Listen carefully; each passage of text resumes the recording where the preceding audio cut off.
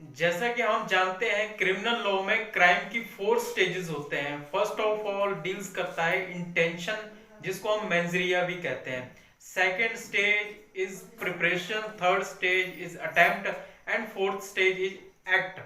सो intention criminal law में कहीं भी डिफाइन नहीं किया गया है, बट हमको कॉमन इंटेंशन का कॉन्सेप्ट मिलता है, वो है आईपीसी का section 34।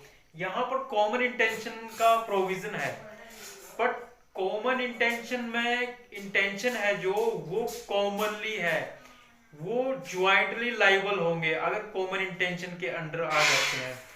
Jointly liable means liability जहां पर ज्वाइंट होती है, लाइबिलिटी ज्वाइंट होती है। अगेन सेक्शन 34 है ना, वो रूल ऑफ एविडेंस है।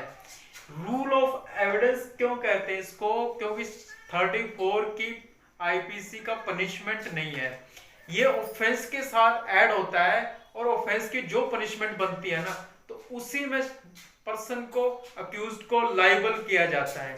सो इसकी खुद की पनिशमेंट नहीं है, ये ऑफेंस के साथ ऐड होकर उस ऑफेंस में जो पनिशमेंट है ना, उस पनिशमेंट के साथ डील करता है। ये एक सिर्फ लाइबिलिटी क्रिएट करता है। जो लाइबिलिटी क्रिएट करता है वो ज्वाइंटली लाइबिलिटी क्रिएट करता है।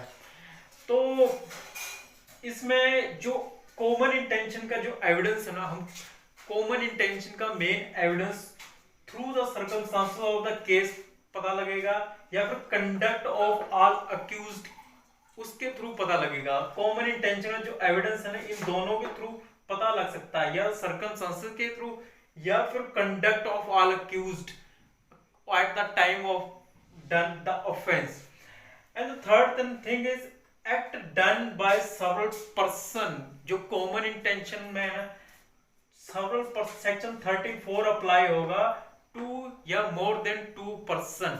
सिंगल पर्सन पे 34 अप्लाई नहीं होता। इस basic rule that 34 single person पे अप्लाई नहीं होगा, वो वहां पे अप्लाई होगा जहां पे 2 और मोर देन 2 पर्सन होंगे। ज्वाइंटली लाइबिलिटी का प्रोविजन है, रूल ऑफ एविडेंस है। एंड कॉमन इंटेंशन को क्या कहते हैं कि वो डिफरेंट है फ्रॉम द सिमिलर इंटेंशन। यहां पर हमको दो कॉन्सेप्ट मिलते हैं।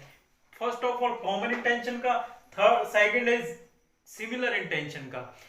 ये जो डिफरेंस है ना, कॉमन इंटेंशन सिमिलर इंटेंशन, ये डिफरेंस का इंटरप्रिटेशन किया गया है Mahbub Shah versus king emperor के केस में। तो इसमें ये 1945 प्रीवी काउंसिल ने इसमें सिमिलर इंटेंशन के अंडर लाइबिलिटी क्रिएट की है।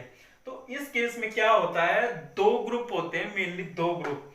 इसमें फॉर एग्जांपल दो ग्रुप है, ए और बी, जिसमें सी को किल्ड करते हैं एंड इंजर्ड हो जाता है डी। इसमें ए एंड बी रेस्क्यू करना चाहते थे ए के कजन को। तो उस सिचुएशंस में जो इंटेंशन थी ना, ऑन द स्पॉट क्रिएट हुई। इंटेंशन मींस इसको, इसमें prayer meeting of the mind नहीं था, intention on the spot create हुई। इसमें सी को इन्होंने किल्ड किया है, सी का मर्डर किया है। सी का मर्डर जो है ना, वो ऑन द स्पॉट क्रिएट हुआ था। वो क्यों क्रिएट हुआ था? क्योंकि उन्होंने रेस्क्यू करना था ए के कजन को। So on the spot intention create हुई, तो उसको सिमिलर इंटेंशन कहेंगे। वो कॉमन इंटेंशन में कवर्ड नहीं होगा। कॉमन इंटेंशन का कोई बेसिक रूल नहीं है, सिर्फ इसमें यही कहते हैं कि common intention it is prayer meeting of the mind. Similar intention is not that kind of situations. तो सिर्फ ए और बी का मेन पर्पस था ए के कजन को रेस्क्यू करना, बट इसमें सी किल्ड हो जाता, सी का मर्डर हो जाता है। तो ऑन दैट सिचुएशन ये एक सिमिलर इंटेंशन में के अंडर होगा, क्योंकि ऑन द स्पॉट जो इंटेंशन थी ना, वो क्रिएट हुई है, ऑन द स्पॉट क्रिएट हुई है इंटेंशन, पहले कोई इंटेंशन नहीं था। सो एक सिमिलर इंटेंशन में जो पार्टिसिपेशन है ना, participation actual doing of the act और ओमिशन है।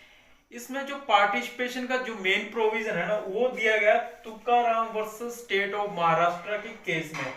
इसमें एक न्यू कॉन्सेप्ट ऐड किया गया है, deemed participating. Deemed participating means इसमें मेन अक्यूज ए और बी जो थे वो मेन पार्टिसिपेशन कर रहे थे। इसमें जो डी था वो साइलेंट था, वो डिस्टेंस में था, वो कहीं ऑफेंस जहां पे एक्ट हो रहा था वहां से थोड़ी दूर डिस्टेंस में खड़ा हुआ था, तो वो डीम्ड पार्टिसिपेटिंग के अंडर उसको कोर्ट ने इंटरप्रिटेशन के थ्रू कवर कर लिया है। सो ये था हमारा कॉमन इंटेंशन।